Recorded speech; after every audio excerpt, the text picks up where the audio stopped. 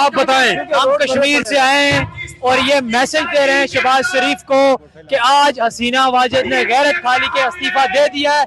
आप भी इतनी आवाम देकर गैरत करो। कितने लोग आए हैं इस जलसे में? कम से कम 10 लाख लोग होंगे यहाँ पे। 10 लाख लोग।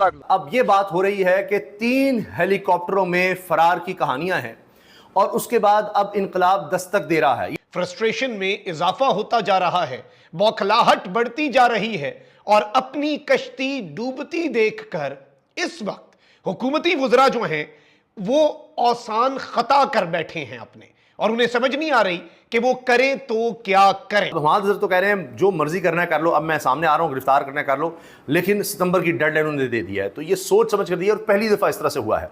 1 साल गुजरने के बाद उन्होंने कहा कि फिर हम अडियाला जेल का रुख करेंगे। इसी तरह अगर पूरे पाकिस्तान से इन्होंने कारकुन इकट्ठे कर लिए तो फिर वो एक अजीबोगरीब मंजर होगा और फिर वही 24 की जो बकरीद है वो पाकिस्तान के अंदर एक मनूसियत का, एक डिप्रेशन का, एक पूरी तरीके से सिर फुटौल का माहौल जो है वो लेकर के आई है।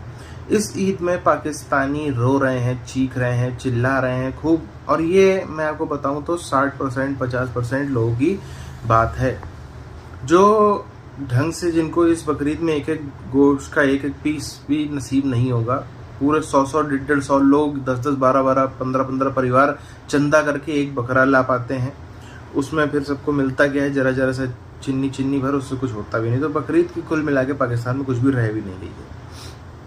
उससे ज़्यादा जो समस्याएं हैं वो हैं कि जो अच्छा तबका है, जो अमीर तबका है, अपर मिडिल क्लास और अमीर, वो तो बहुत मस्ती से जो है झूम रहे हैं, नाच रहे हैं, गा रहे हैं, जश्न मना रहे हैं, अरे हो गया ये वो करके चिल्ला रहे हैं। जो गरीब तबका है, जो लोअर मिडिल क्लास है, उसकी पूरी की पूरी धज्जियाँ उड़ गई हैं। उसको बकरा और गोश्त तो छोड़ दिए, सब्जियां भी इतनी ज़्यादा महंगी हो गई, वो भी उसकी पहुंच से बाहर हो गई। लोग ज्यादा आ गए यहाँ पर। कितने लाख? 10 लाख लोग आए हुए, बाहर सड़के पूरा सवारी को शेर बना हुआ है। ट्रैफिक जाम में लोग ही लोग है बाहर। आप कहाँ से आ रहे हैं? हम लोग कराची से आए हैं और तकरीबन हमारा ये 10 बसों का काफिला जो कराची से आया है, कल निकले थे हम और आज यहाँ पहुंचे हैं। और इंशाल्लाह हमें बड़ी खुशी हुई कि यहाँ पे इतना बड़ा हुजूम, इतना बड़ा जलसा हम खान के साथ। कितने लोग हैं इस जलसे में?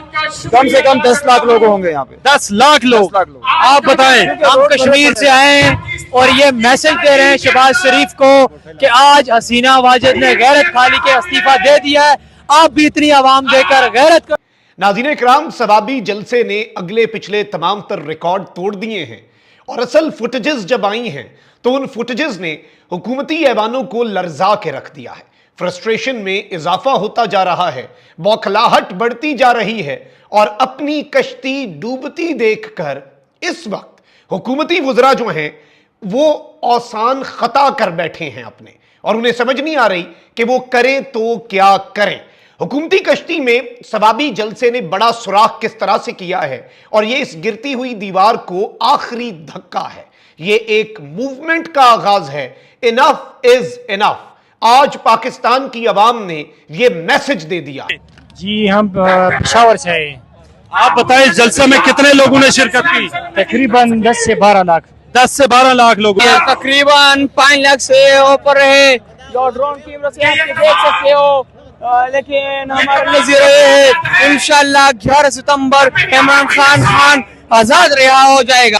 रेड किए गए हैं, हमारे घरों को उस रात को छापे मारे गए हैं, हमें उठाने की कोशिश की गई है, हम चोरी छुपे निकले हैं, हम अपने पूरे काफिले के साथ निकले हैं। अब ये बात हो रही है कि 3 हेलीकॉप्टरों में फरार की कहानियां हैं और उसके बाद अब इनकलाब दस्तक दे रहा है कि ये आगाज है एक मुजाहमत का। और अब वहां से ऐलान भी हो गया है, बाकायदा डेडलाइन भी दे दी गई है। सितंबर तक इमरान खान को ना छोड़ा तो अडियाला जेल की तरफ लॉन्ग मार्च करेंगे। मंजर आम पर आकर पंजाब में अवाम को लीड करूंगा। गिरफ्तार करके तशद्दुद के बाद कोई बयान लिया तो अवाम इस पर यकीन ना करें। हमाद अजहर ना सिर्फ सामने आया है, उन्होंने डेडलाइन भी दे दी है और कह भी दिया है कि अब हम अडियाला जेल की तरफ आ रहे हैं। और उन्होंने साफ कहा है कि अगर मुझे लापता कर दिया जाए, मुझ पर तशद्दुद करके कोई बयान लिया जाए तो उस पर यकीन मत कीजिए। इन्होंने सितंबर का कहा है कि जी फिर हम अडियाला जेल का रुख करेंगे। तो इतनी बड़ी तादाद में लोग निकल आए तो फिर आप सोचिए कि क्या मंजर होगा, क्या होगा। जो आज हो गया है उसके बाद इतने ही लोग अगर आगे निकल आते हैं। रब काबा की कसम, रब मोहम्मद की कसम, मेरे खान के सामने तुम सब सियासी बोने हो, तुम सब छोटे हो, तुम्हारा कद छोटा है। अच्छा, ये भी मंजर आम पर आ गए।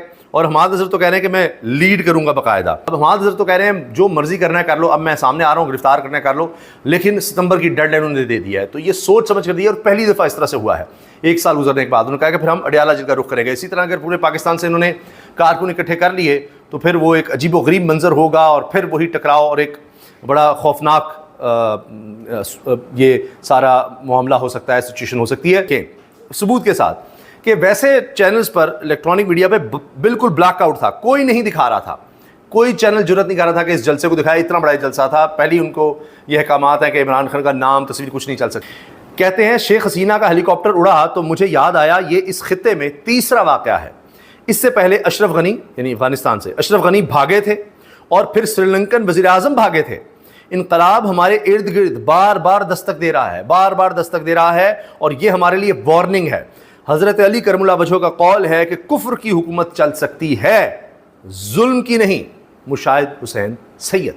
आज के सवाबी जलसे में जो रिकॉर्ड्स टूटे हैं और उसके साथ ही साथ जो स्टेटमेंट्स आई हैं, जो एक मैसेज दिया गया है, इसमें डीजी ISPR को जवाब है। जगह कम पड़ गई है सवाबी में, लोगों की तादाद कम नहीं पड़ी। सवाबी जैम पैक्ड, निजाम जिंदगी मफलूज, क्योंकि कप्तान की याद 1 साल हुआ है ना, तो अवाम ने मैसेज तो खास देना था अपने कप्तान को। तो जाओ जाकर बता दो अडयाला जेल के कैदी नंबर 804 को कि 1 साल बाद भी इस कौम की जिद अगर कोई है तो वो इमरान अहमद खान नियाजी है। इस कौम का महवर अगर कोई है, मरकज अगर कोई है इस मुल्क की सियासत का, तो वो अडयाला जेल का कैदी नंबर 804 है। और इस सब के अंदर मैं आपको ये बात बता दूं कि आज ये एक मूवमेंट का आगाज हुआ है। ISPR ने जो प्रेस कॉन्फ्रेंस की है, उस प्रेस कॉन्फ्रेंस के अंदर एक बड़ी इंपॉर्टेंट बात थी। अच्छा, आपको मैं उसके जवाब के तौर पे चीज सामने ला रहा हूं ना। पाक फौज के तर्जमान लेफ्टिनेंट जनरल अहमद शरीफ साहब ने यह कहा कि 9 मई पर फौज के मौकफ में कोई तब्दीली नहीं आई और कोई तब्दीली नहीं आएगी। अब अली मोहम्मद खान ने यह कहा कि प्रेस कॉन्फ्रेंसेस से मुल्क नहीं चलेगा, प्रेस कॉन्फ्रेंसेस से मुल्क नहीं चलेगा, जाकर इमरान खान से, अडयाला जेल के कैदी से माफी मांगो। अब आप जरा इस स्टेटमेंट की अहमियत को समझिएगा, यानी अब यह इनकलाब पंजाब तक भी आएगा।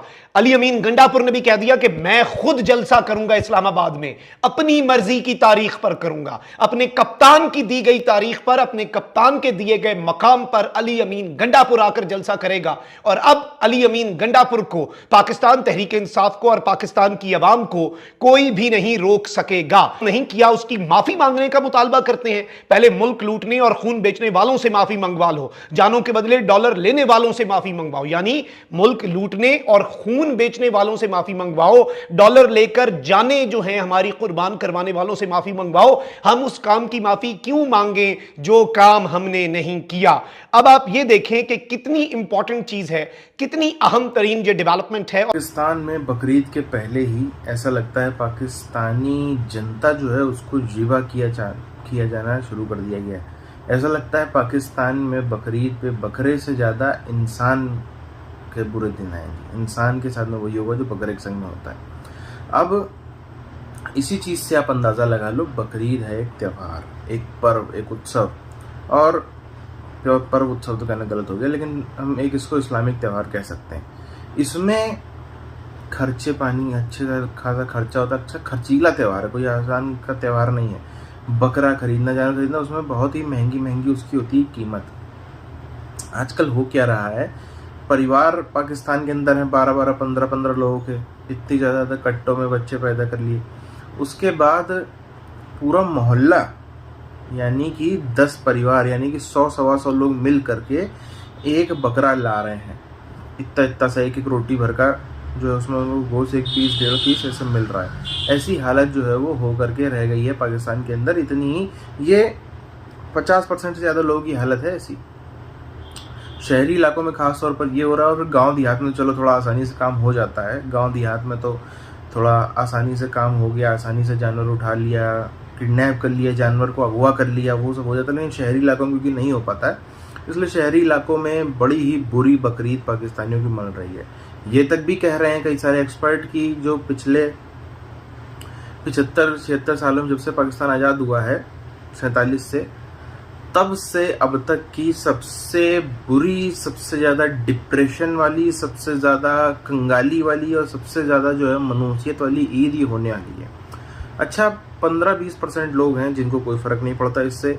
अपर मिडिल क्लास और अमीर तबका मुश्किल से 15-20% लोग, यानी कि ये वो हैं जो कोई फ़र्क नहीं पड़ता, या मैं कहूँ फ़र्क पड़ता भी है तो जैसे तैसे गाड़ी उनकी चल जा रही है।